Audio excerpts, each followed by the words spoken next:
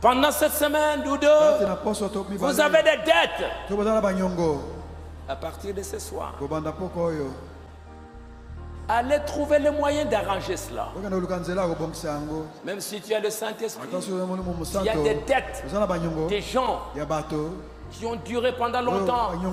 Tu as eu les moyens de payer, tu n'as pas payé. Allez arranger ça. Mettez vos vies en ordre. Je vais vous lire ces citations pendant la semaine. Vous péchez. Et il y a des dettes que vous ne voulez pas payer intentionnellement.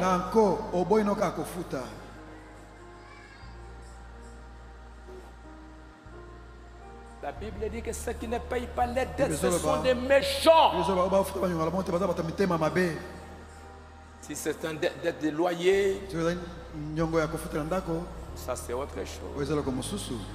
Ce n'est pas des véhicules. Peut-être que vous avez un temps, vous êtes entendu pour payer. Si c'est dans un délai. Mais si vous savez déjà, je suis d'abord avec mes frères. J'ai promis qu'un mois, 2 mois, mais jusqu'aujourd'hui, je ne veux même pas aller les voir. Pardon mon frère. Pardon mon frère.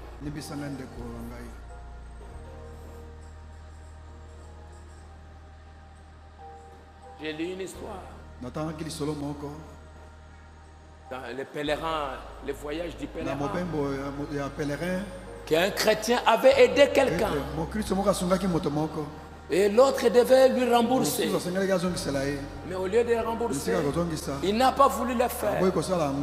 Le chrétien lui a dit, écoute, ce que tu m'as fait, ce n'est pas simplement à moi, mais tu as fait du mal à beaucoup d'autres qui viendront.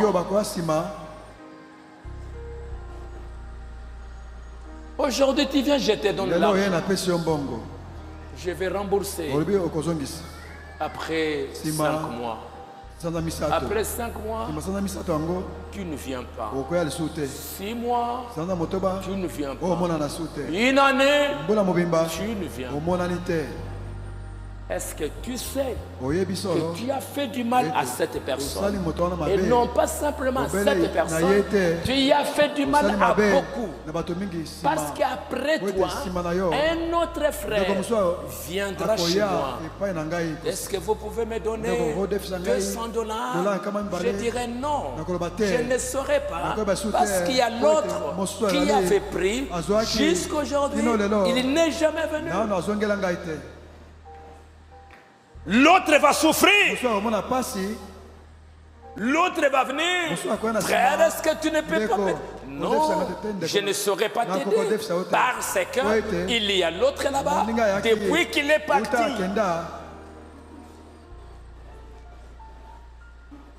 Et aujourd'hui, quelle classe de gens vous créez? Des malhonnêtes.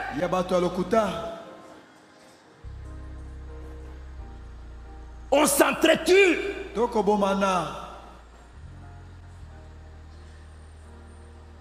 avez des dettes. Branham dit la dette est écrite dans les livres. Tu ne payes pas. Et si cette personne mourait avec cette dette, tu vas aller demander pardon à qui? On s'habitue à l'église. On devient un club. On oublie. Voici l'époux. Allez à ça.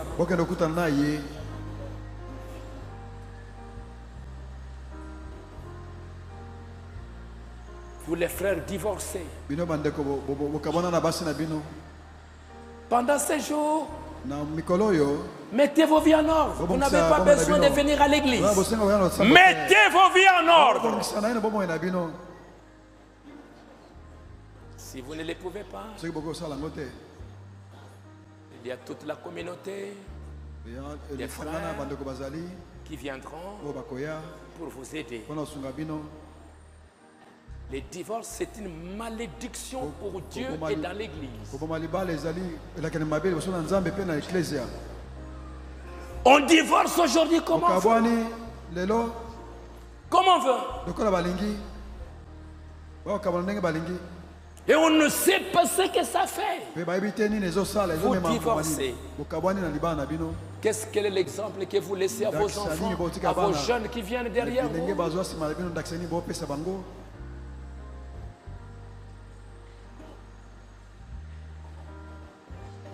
Si vous avez le Saint-Esprit et que votre vie en ordre, venez. Prions pour tous ces problèmes qui se trouvent. Que Dieu aide. Vous avez des problèmes, allez arranger ces problèmes. Des foyers brisés. Papa qui a laissé les enfants. Maman qui a laissé les enfants.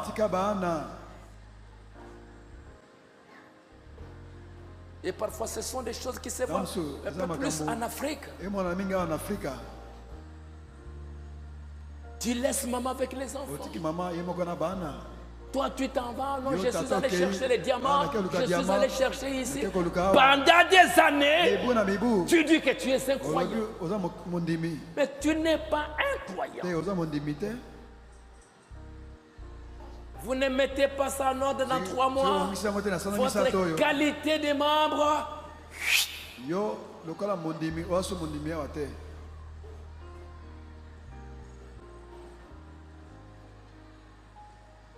Vous avez des conflits entre vous.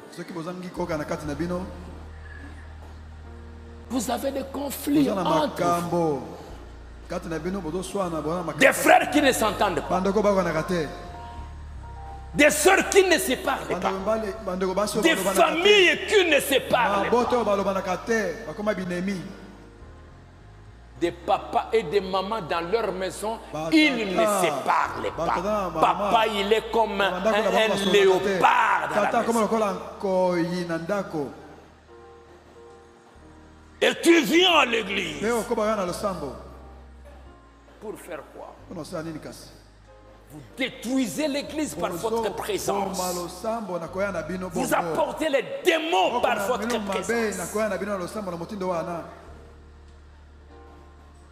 Avant de venir à l'église, ma femme, ma chérie, on se pardonne.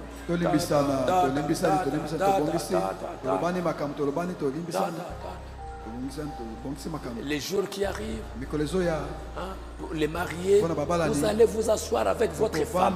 Pendant un temps, vos femmes.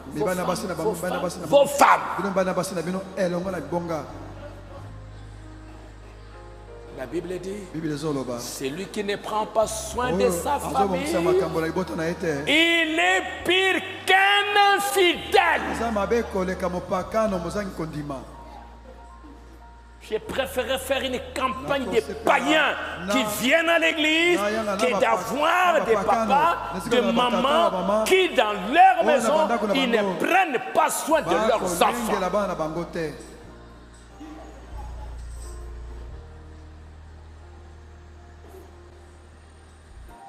Mettez vos maisons en ordre. Papa, maman et les enfants. Une petite église.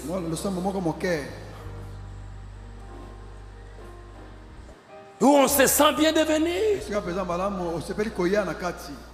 Où les jeunes qui viennent, ils vont aller, allons voir papa tel, allons voir maman tel, allons voir comment ils sont dans leur maison.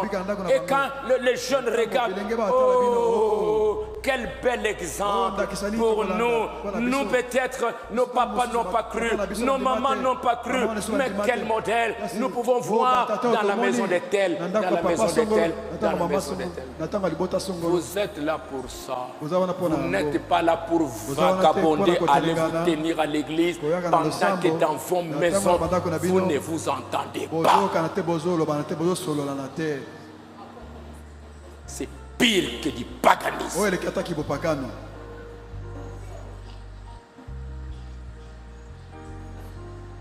Vous avez des conflits entre vous.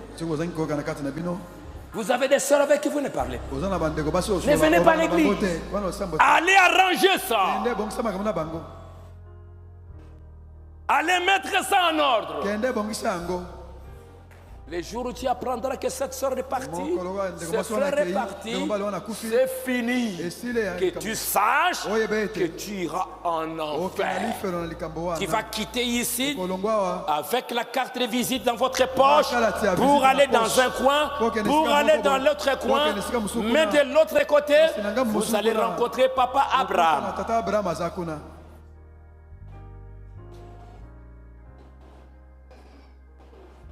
Pourquoi des inimitiés? Pourquoi vous ne vous parlez pas? Pourquoi des querelles et des disputes?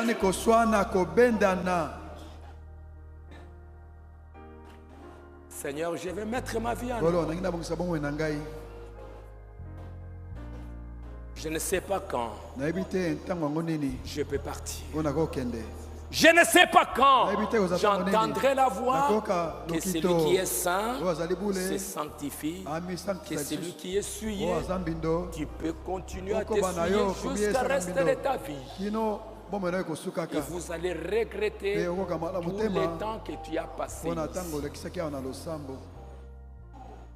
On se critique. On ne fait que parler du mal, du mal, du mal, du mal, du mal.